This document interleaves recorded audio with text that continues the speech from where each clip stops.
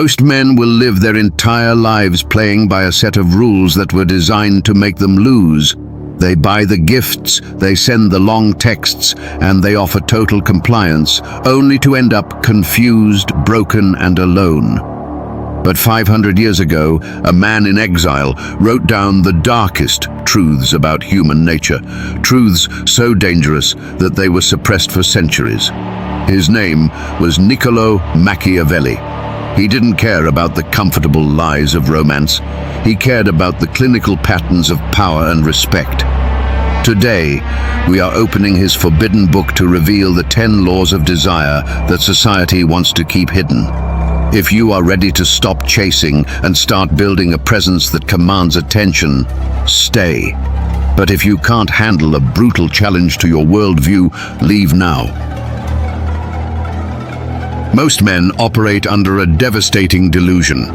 They believe that being nice is a virtue that will eventually be rewarded with devotion. They buy the flowers, send the long, reassuring texts, and agree with every opinion their partner voices, even when they internally disagree.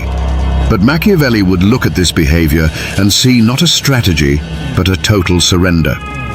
In the cold, clinical reality of human nature, kindness is only valuable when it is a choice made from a position of strength. When niceness is your default setting because you are terrified of conflict or abandonment, it ceases to be a gift. It becomes a survival mechanism born of weakness. Machiavelli famously noted that it is much safer to be feared than loved, a concept that modern men often mistake for tyranny. In truth, he was talking about the necessity of respect. While people may take kindness for granted, they never take strength for granted.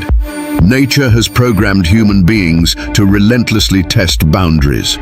When a man bends himself into unnatural shapes to avoid a disagreement, those boundaries vanish, and with them, respect evaporates. This isn't a conscious decision made by women. It is an ancient, primal reaction. For thousands of years, a man who could not hold his ground against a partner was perceived as a man who could not protect a family against the world. When you lack a backbone, a woman's biological primal code registers you as evolutionarily unsafe. You become a ruler who tries to please everyone and ends up commanding the loyalty of no one. The brutal truth is that attraction requires a man who is capable of being nice, but is defined by his strength. To be nice because you are afraid is to signal that you have no other options, and in the game of power and desire, fear is the one hand you can never afford to show. In the smoke-filled corridors of Renaissance power, Machiavelli observed that the most dangerous man in the room was never the one shouting the loudest or brandishing the sharpest blade. It was the man who could sit in absolute silence while the world around him descended into chaos. This leads us to a fundamental redefinition of the currency of attraction: power. Most men hear that word and think of dominance, control, or financial status.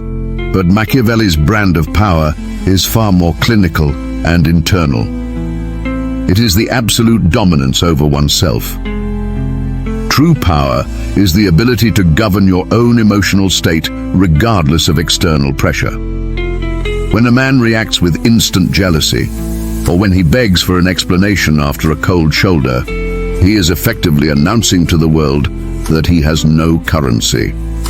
He is a beggar in the court of desire. Machiavelli famously compared fortune to a violent river that floods the plains.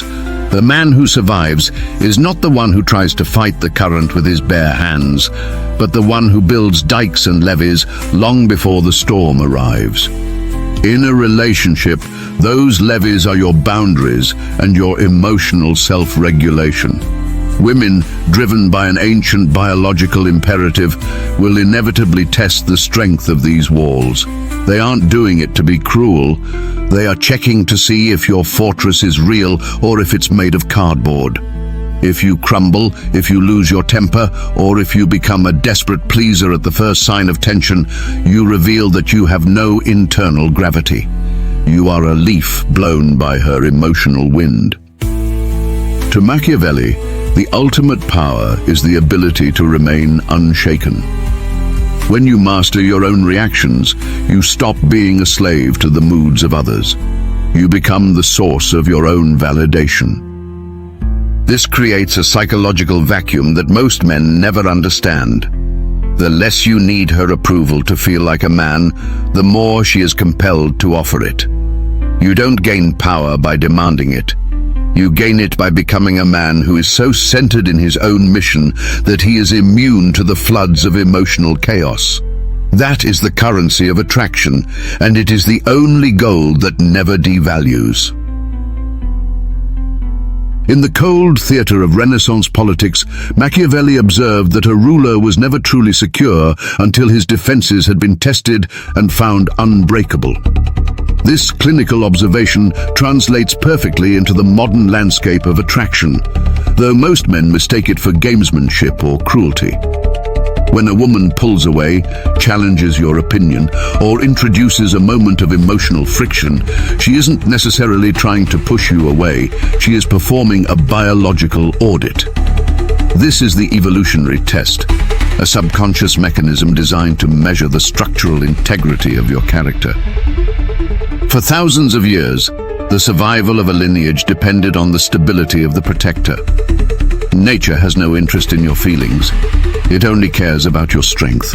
If a man crumbles at a sharp word or panics when met with silence, he is signaling that he lacks the internal ballast to handle a real crisis.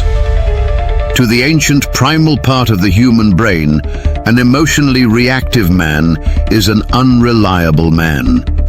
When you react with desperation, jealousy, or a frantic need to fix her mood, you fail the test. You have shown that your peace of mind is dependent on her approval, which makes you a follower, not a leader. Machiavelli understood that perception often dictates reality. He argued that a prince must appear unshakable because the moment his subjects sense a crack in his resolve, they lose their instinctual urge to follow. In dating, these tests function like a flood hitting a levee. If the water finds a hole, it will widen it until the entire structure collapses. The man who passes the test is the one who remains centered. He doesn't get angry, he doesn't plead, and he doesn't lose his mission because of a temporary shift in the emotional weather. He understands that her testing is a form of respect. It is an acknowledgement that he is a prize worth verifying. By remaining indifferent to the pressure, you prove that you are evolutionarily safe. You demonstrate that you are a man who can handle the world because you have already proven you can handle yourself. Machiavelli dedicated his life to studying the architecture of leadership, and the one unwavering pattern he found across every emperor, general, and strategist who commanded lasting loyalty was a singular, obsessive focus. These men did not build their lives around the approval of others. They possessed a vision so vast that everything else, including love, comfort, and alliances, orbited around it like satellites around a sun. This brings us to the most uncomfortable truth of modern attraction. For a man to be truly magnetic, he must have a mission that matters more to him than the woman he desires. When you lack a mission, you inevitably make her your mission. You transform your relationship into your primary occupation, obsessing over her moods, her texts, and her validation. To a man, this feels like devotion. To a woman, it feels like suffocation. Machiavelli warned that any ruler who becomes dependent on an ally for his sense of security has already invited his own downfall. By making a woman the center of your universe, you communicate a devastating lack of internal value. You are effectively telling her that your life was a void before she arrived, and that you are an incomplete vessel without her presence. Nothing kills desire faster than the weight of being someone else's entire reason for existing. A man with a mission possesses a natural gravity. He wakes up with a destination in mind, driven by a purpose that excites and demands the best of him. When he spends time with a woman, it is an intentional choice, not a desperate necessity. She is not filling a hole in his soul, she is joining a journey that is already in motion. This creates the psychological dynamic of the prince who is moving toward greatness. Because his mission is his priority, his attention becomes a scarce and valuable resource. In the Machiavellian view, you do not attract what you chase, you attract what you build. A man who is building an empire, whether that be in business, art, or personal mastery, projects an aura of competence and direction. This direction provides a sense of security that no amount of flowers or nice gestures can ever replicate. If you want to be respected, stop making her the sun. Become the sun yourself, and let your mission be the light that draws others into your orbit. In the political courts of Renaissance Italy, Machiavelli observed a fatal flaw in many young, ambitious men: the desperate urge to be fully understood. He warned that a prince must never reveal his full hand, for once the map of his mind is laid bare, he ceases to be a force to be reckoned with and becomes a problem to be solved. This principle is a cornerstone of attraction that modern men ignore at their own peril.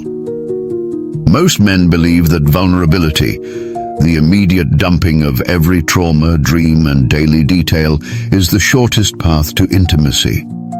They think that by being an open book, they are showing trust. In reality, they are committing psychological suicide.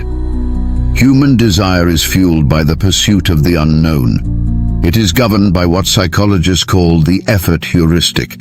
We value what we have to work for.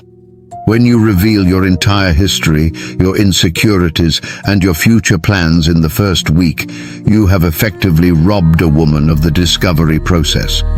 You have handed her the ending of the movie before the first act has even finished. Without mystery, there is no tension. Without tension, there is no gravity. Once the story of who you are is completely known, her mind has no reason to loop back to you at 2 a.m.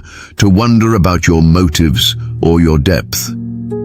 Machiavelli understood that people are naturally drawn to what they cannot fully categorize. By revealing yourself in layers, you force her to invest emotional energy into uncovering the next piece of the puzzle. This isn't about lying or playing games. It is about maintaining your own private world. It is about understanding that your depth is a sanctuary, not a public park. The man who maintains a slight air of unpredictability, who doesn't over-explain his every move or broadcast his every feeling, commands a specific kind of focused attention. This attention is the precursor to deep attraction. By withholding the full picture, you become a living narrative that she wants to keep reading. You ensure that your presence is a reward, and your inner life remains a territory worth exploring, rather than a map that has already been memorized and discarded. In the strategic geometry of the Renaissance court, Machiavelli understood that anything granted too easily was regarded with immediate suspicion. He observed that a prince who distributed his favors indiscriminately was soon viewed with contempt, while the one who forced his subjects to earn his proximity commanded a deep, almost obsessive loyalty. This is the essence of the effort heuristic, the psychological law that humans are biologically incapable of valuing what costs them nothing to acquire. In the realm of desire, this is the difference between a man who is a disposable commodity and one who is a prized discovery. Most men mistakenly believe that by making themselves constantly available, by answering every text within seconds and laying out their entire soul for inspection, they are proving their worth. In reality, they are devaluing their own currency. When you offer total transparency and instant access, you remove the element of investment. Without investment, there is no psychological bond.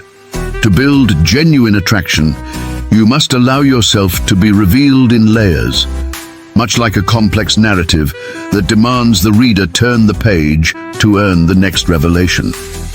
Think of yourself as a fortress with multiple gates. No one should be allowed into the inner sanctum on the first day. By revealing your depth gradually, you transform the interaction from a simple exchange into a rewarding discovery process.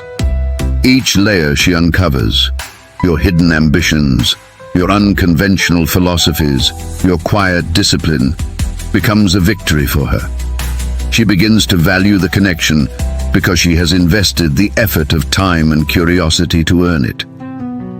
Machiavelli knew that people cherish most what they have won through persistence and calculation. When you stop being an open book and start becoming a story told in chapters, you shift the dynamic. You are no longer someone seeking to be accepted.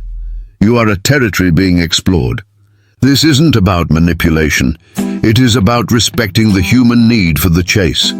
By maintaining your layers, you ensure that the fire of interest has constant fuel, turning a fleeting spark into a lasting flame of intrigue. In the political treatises of the 16th century, Machiavelli offered a striking personification of success.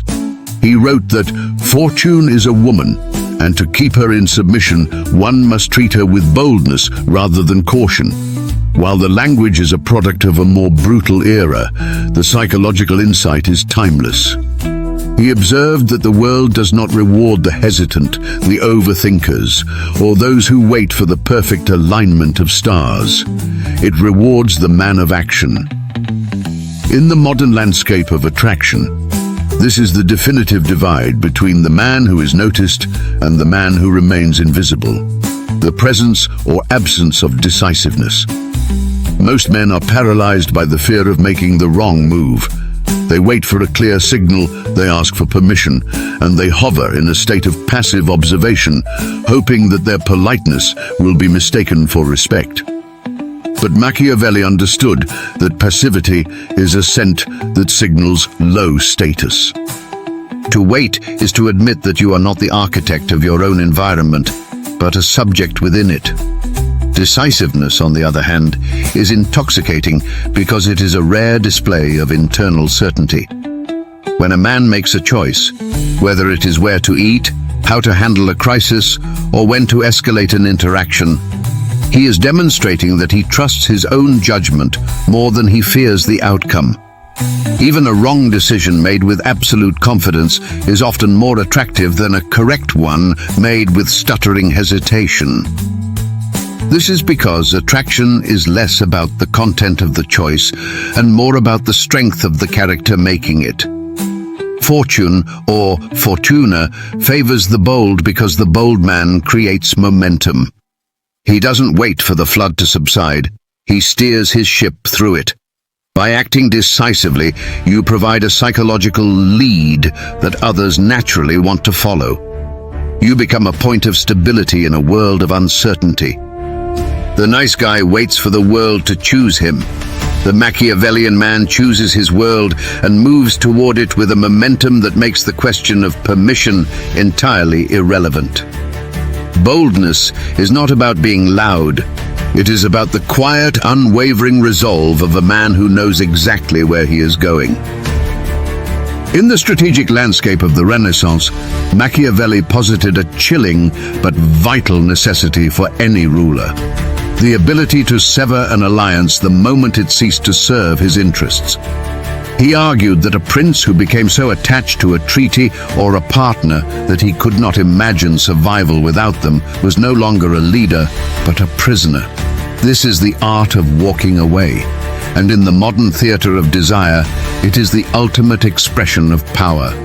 Most men fail here because they treat a relationship as a life raft rather than a destination. They cling to it with a desperation that smells of decay, tolerating disrespect and the erosion of their boundaries because they are terrified of the silence that follows a goodbye. When you cannot walk away, your love is no longer a gift. It is a dependency. It is a chain that hands the other person total control over your emotional well-being.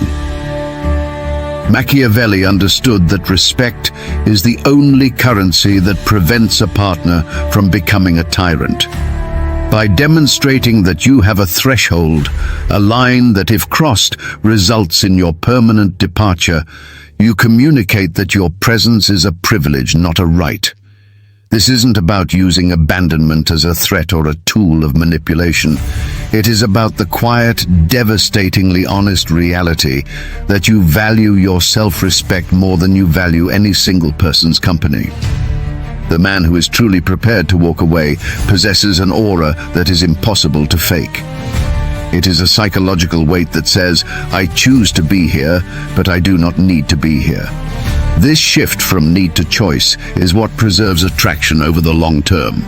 It signals that you are the master of your own fortress and that your internal stability is not up for negotiation. When a woman knows that you have the discipline to leave a situation that devalues you, she doesn't feel insecure.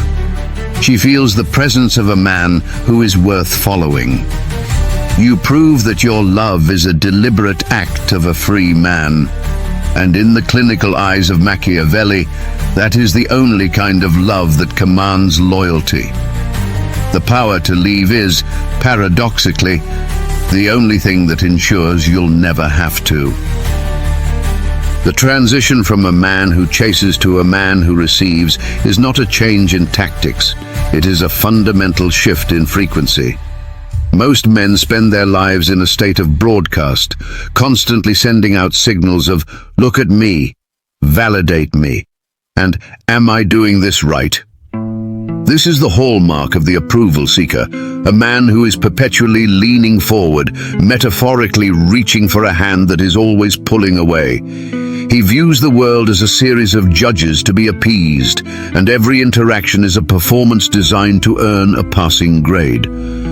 But the internal fortress is not built on the shifting sands of public opinion. It is a structure of self-reliance that changes the very air around a man. To build this fortress, you must first acknowledge the exhaustion of the chase.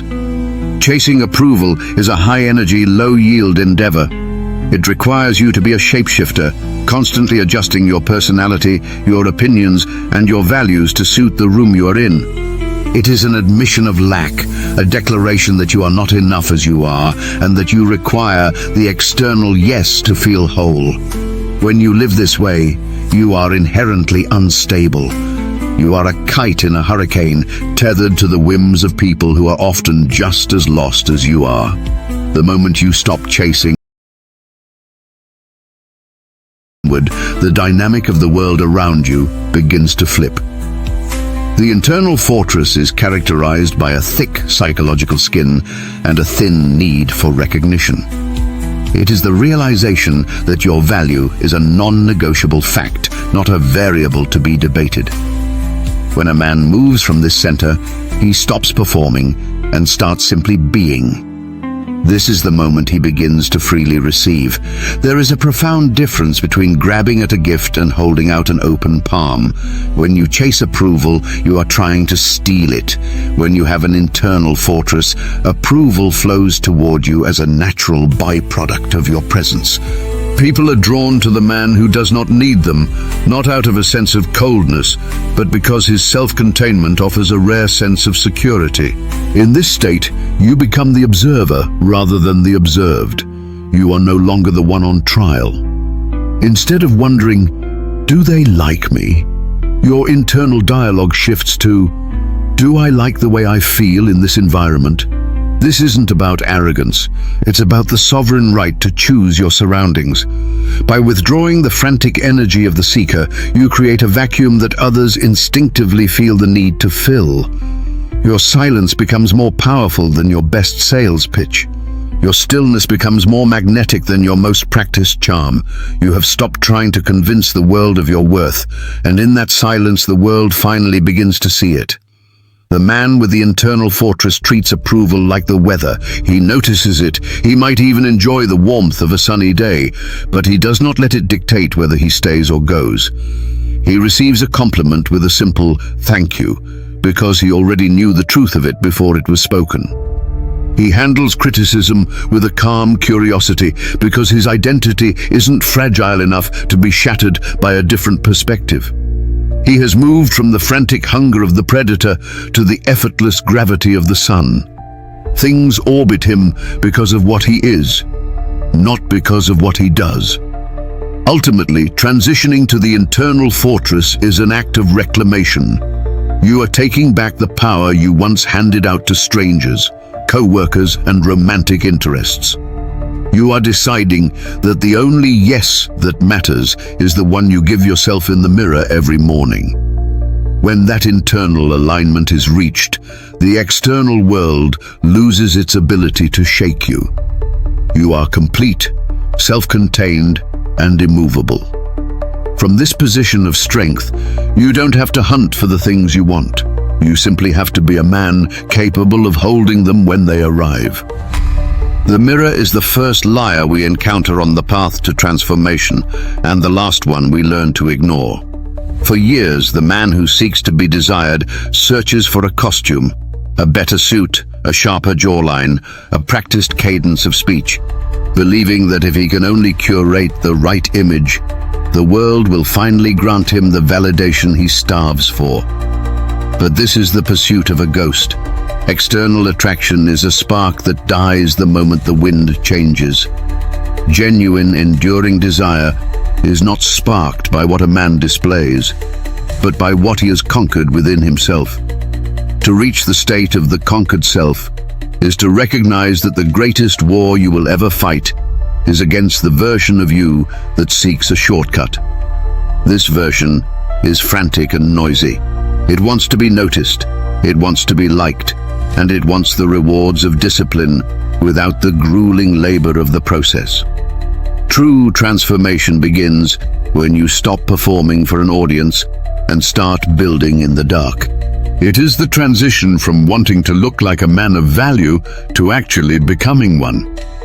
When a man is no longer a slave to his immediate impulses or the fluctuating opinions of others, he develops a gravity that is impossible to ignore. This is the law of the conquered self. You cannot hold the attention of the world until you can hold your own ground. The world is intuitively sensitive to the difference between a facade and a foundation. You can mimic the body language of a confident man, but if you have not faced your own weakness in the solitude of a dark gym or the silence of a failed venture, your eyes will always betray the lie. People do not just respond to your physical presence. They respond to the psychic weight of your history. A man who has disciplined his mind, refined his body, and mastered his craft carries a quietness that speaks louder than any boast. He is self-contained. He is complete. He does not enter a room looking for who might give him something. He enters as a man who is already whole. This wholeness is the ultimate aphrodisiac because it offers something exceedingly rare in a chaotic world: stability. Long-term desire is built on the bedrock of respect, and respect is only granted to that which is immovable. When you have conquered yourself, you are no longer a leaf blown about by the whims of a partner or the trends of the culture. You become the point of reference. You are the one who defines the standard because you have already met your own. This internal mastery creates a feedback loop of attraction. Because you no longer need the validation, you are no longer desperate. And because you are not desperate, you are inherently more attractive. We often mistake the end of a journey for the achievement of a goal, a specific weight, a dollar amount, a title. But these are merely markers on a map that never ends. The conquered self is not a static destination. It is a daily ritual of ego slaying. It is the choice to choose the difficult path when the easy one is screaming your name. It is the realization that the only thing you truly own is your character. As this man walks away, his back turned to the camera, he isn't looking over his shoulder to see if you're watching. He doesn't need to check the likes or verify the applause. He has reached a stage where the work itself is the reward, and the transformation is so deep that it has become his nature. He is the man who has stepped out of the vast, dark space of his own potential and into the light of his own making. He is immovable, self-contained, and finally, truly free. This is the final law. You become the object of desire, not by chasing it, but by becoming a man who is worthy of his own respect.